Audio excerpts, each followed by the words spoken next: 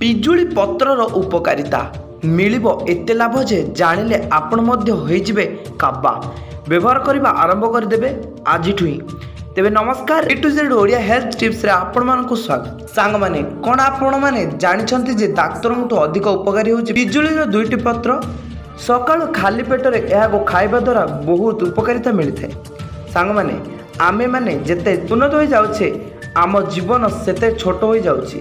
जदि आमे पुराणा काल को देखिबा तो लोक माने 90 रु 100 वर्ष पर्यंत आराम से बंची जाउथिले, किंतु आजिकाली 30 रु 40 न हेउनु विभिन्न प्रकार रोग हो जाउछि। डायबिटीज, हार्ट अटैक आदि विभिन्न प्रकार रोग होबा द्वारा आम शरीर भीतर भीतर ही नष्ट हो जाउछि। किंतु सांग माने आयुर्वेद रे जड़ीबूटी सहित आम खाद्यपेय उपर ध्यान रखि थाए, कारण आम खाद्य उपर निर्भर करे आमे केते निरोग रहिबा। जदि आमे सकाळु पिजुली पत्र व्यवहार करछे तो आम शरीर निरोग रहि पारिबो। एहाकु जे कोनोसी बयसर व्यक्ति मध्य व्यवहार करि परिबो। एतिबे आपण मानकु किछि पिजुली पत्र आवश्यक रहिछि। सांग माने एक समय थिला जेबे प्राय समस्तक घरे किछि ना किछि गछ थिला। जदि आपण घरे पिजुली गछ नाही तो आपणक पाख पडिसारु मध्य आनि परिबे। सर्दी ज्वर आदि पाई यह बहुत प्रभावशाली। डेंगू आदि ज्वर रे शरीर तो कमजोर होगा सहित आम शरीर रक्तर अभाव देखा जाए, किंतु पिजुली पत्र काढ़ा पीवा द्वारा आम शरीर समस्त असुविधा दूर होता है।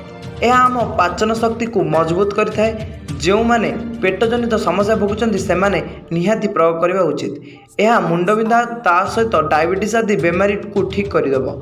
जो मानक त्वचा कुंडाई होची से माने यार लेप प्रयोग करने द्वारा एसबू समस्या मुक्ति मिल पार। तेबे त्वचा हेउथिबा व्रण और चुटी झड़िया समस्या मध्य कम करिथाए। आपण पिजुली पत्र किपरि व्यवहार करेंगे ताहा मु आज आपन को कहबी। तेबे आपण सकाळु उठी 3-4टी पत्र चोबांतु। यह धीरे धीरे चोबाइबा द्वारा यह आपण मुहर दुर्गंध मध्य दूर करिथाए। यह चोबाइबा परे आपण एक गिलास गरम पानी पियंतु। या परे आपण पिजुली पत्र काढ़ा तैयारी करी पी पारिबे। आपण 3-4टी पत्र ने याकू 1.5 ग्लास पानी रे भलो भाबे फुटाई दियंतु। यह भलो भाबे फुटी सारिबा परे आपण याकू ठंडा कर देबे। तापरे आपण चा भले पी पारिबे। याकू प्रतिदिन व्यवहार करिया द्वारा आपण शरीर बहुत परिवर्तन आसीबो। तेज दर्शक बंधु आपण मानक वीडियोटी केमिति लागिछि आम कमेंट माध्यम रे जणांतु। एवं हाँ आम डिस्क्रिप्शन में किसी लिंक गुड़िक दे देछि, सोशल मीडिया रे जाई फॉलो करनियंतु। एवं हाँ जदि 30टी आश्चर्यजनक फायदा जदि जानिया चाहते पिजुलीर निश्चित भाव आम चैनल को जातु, से आपण मैंने देखिपारे। नचेत मोर एंड स्क्रीन रे लगे देवी, अपेक्षा करंतु एवं देखि नियंतु से वीडियोटी को। रोचु नमस्कार।